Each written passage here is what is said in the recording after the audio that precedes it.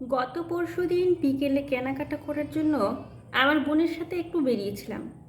কেনাকাটা বলতে সেরকম কিছু না, ওই ভাইফোঁটার উপহার। তার আগে সকালে বোন ফোন করে বলল, বিকেলে ওই বাড়িতে যাচ্ছি, আমার সাথে একটু বেরোবি। পাঞ্জাবি হোক বা শার্ট, কী নিবি বলিস, আমি সেটাই কিনে দেবো তোকে, তুই শুধু পছন্দ করে দিস। বোনকে বললাম, ওসব কিচ্ছু দিতে হবে না, শুধু একটা ধুতি কিনে দিস। ও বলল ঠিক আছে, ধুতি আর তার সাথে একটা পাঞ্জাবিও নিস। দোকানে গিয়ে দেখলাম ভিড় ভালোই।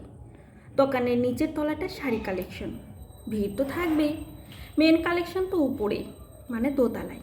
ভাইফোঁটার উপহার হিসেবে কেউ কিনছে শাড়ি, কেউ পাঞ্জাবি, কেউ শার্ট। উপরে উঠে দেখলাম দোতলায় সেভাবে কোনো ভিড় নেই। পাঞ্জাবির কাউন্টারে গিয়ে আমি পাঞ্জাবি পছন্দ করছি। আমার পাশে আরেকটি মেয়ে, সেও দেখছি পাঞ্জাবি দেখছে। আমি যে পাঞ্জাবিটা পছন্দ করলাম সেটি দেখে মেয়েটি দোকানের ছেলেটিকে বলল, দাদা এই সেম পাঞ্জাবি আছে, তাহলে আরেকটা দিন না। পাঞ্জাবিটা দিতেই মেয়েটি পাঞ্জাবির ভাঁজটা খুলে পাশে দাঁড়ানো ছেলেটির পিঠে ফেলে দেখে নিচ্ছে মাপটা ঠিক আছে কিনা। দোকানের ছেলেটি বলল, দিদি ওটাই তো থাকবে। আরে দাঁড়ান, আমার ভাই আবার বড্ড খুঁতখুঁতে, পাঞ্জাবি খুব একটা পরতেই চায় না। ভাইফোঁটার দিনে পাঞ্জাবি না পরলে চলে? ওর আবার টি শার্টও পছন্দ, বলে পাঞ্জাবি দিচ্ছিস পরবো কখন, বরং শার্ট বা টি শার্ট দিলে পরে অফিস যেতে পারবো। ভাই আবার ব্যাংকে চাকরি করে। ততক্ষণে একজন মধ্যবয়স্কা মহিলা, সেও তখন মেয়েটির পিছনে এসে দাঁড়িয়ে কথাগুলো শুনছিল। এদিকে আমিও কয়েকটা পাঞ্জাবির মধ্যে থেকে কোনো কালারটা নেব সেটা ঠিক করতে পারছিলাম না। আমার বোন বলল, তুতে কালারটা নে, খুব সুন্দর লাগবে। পাশে দাঁড়ানো মেয়েটি দোকানের ছেলেটিকে বলল, দাদা রেড কালারের ওপর কিছু দেখান না।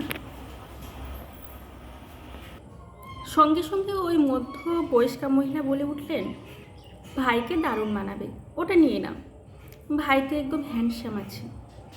কথাটা শুনে মেয়েটি শুধু হাসলো, তারপর আর যে কটা পাঞ্জাবি ছিল সেগুলো দেখতে লাগলো। পাশ থেকে ছেলেটি বলল, আমি বরং ওদিকটাই যাই, টি শার্টগুলো দেখি বরং ভালোই লাগছে। ছেলেটি চলে যেতেই মধ্যবয়স্কা মহিলা আবার মেয়েটির সাথে ভাব জমাতে শুরু করলো। মেয়েটিকে জিজ্ঞেস করলো, ভাইফোঁটার জন্য নিচ্ছে তো? মেয়েটি হ্যাঁ বলতে মহিলা বললেন, লাল রঙেরটাই নাও, খুব মানাবে। তা একটা ভাই নাকি? হ্যাঁ, আমার একটি মাত্র ভাই। ভাইয়ের বিয়ে হয়নি তো? না না, বিয়ে হয়নি। যদি কিছু মনে না করো তাহলে একটা কথা বলবো। হ্যাঁ বলুন। ভাইয়ের বিয়ে দেবে? ভালো মেয়ে আছে, আমার দিদির একমাত্র মেয়ে, খুব সুন্দরী, কলেজ পাশ করে এমএ করেছে। মেয়েটি হেসে বলল, এই রে, রোদ দেখা কলা বেচা দুটোই তো হয়ে যাবে দেখছি। বিয়ে দেওয়ার জন্য আমরাও তো মেয়ে খুঁজছি। কেনাকাটা ছাড়া দুজনে তখন ভালোই গল্প জমিয়ে ফেলেছে। এদিকে আমার বোন আমাকে বলছে, নিবি তো একটা পাঞ্জাবি, পছন্দ করলি তো একটা, তারপরে ওগুলো দেখছিস কেন? বোনকে আমি কি করে বোঝাই যে এই গল্পের রসদ ছেড়ে যাওয়াটা এখন ঠিক হবে না। জামা কাপড়ের দোকানেও ঘটক পাওয়া যায় আমি জানতাম না। পাঞ্জাবি পছন্দ হয়ে গেলেও আরও কয়েকটা দেখছি শুধুমাত্র ঘটকালের গল্পটা শুনবো বলে। ইতিমধ্যে ভদ্রমহিলা তখন মোবাইল বের করে দিচ্ছে, পাত্রীর ফটো দেখাতে শুরু করেছেন। মনে মনে ভাবছি, আজ তাহলে এখানেই মনে হয় পাকা কথা সেরে ফেলবে নাকি। মেয়েটি ফটো দেখে বলে উঠলো, ও মা খুব সুন্দরী তো, তুমি আমার ভাইকে পছন্দ করবে তো? মহিলা বললেন, কেন করবে না, অমন সুন্দর দেখতে তোমার ভাই। আমি তো সামনে থেকে তোমার ভাইকে দেখলাম, তোমার ভাইকে ডেকে দেখাও না ছবিটা। মেয়েটি কেমন ভ্যাবাচেকা খেয়ে বলল, আমার ভাইকে এখন কি করে ডাকবো? ও তো। মহিলা মাকে কথাটুকু বলতেই দিলেন না। থাকতে না পেরে কিছুটা দূরে টি শার্ট দেখছিল ছেলেটি। ছেলেটিকে ডাক দিল, এই যে বাবু একটু এদিকে এসো। ছেলেটি টাকাতেই মহিলা বললেন, হ্যাঁ বাবু তোমাকেই বলছি।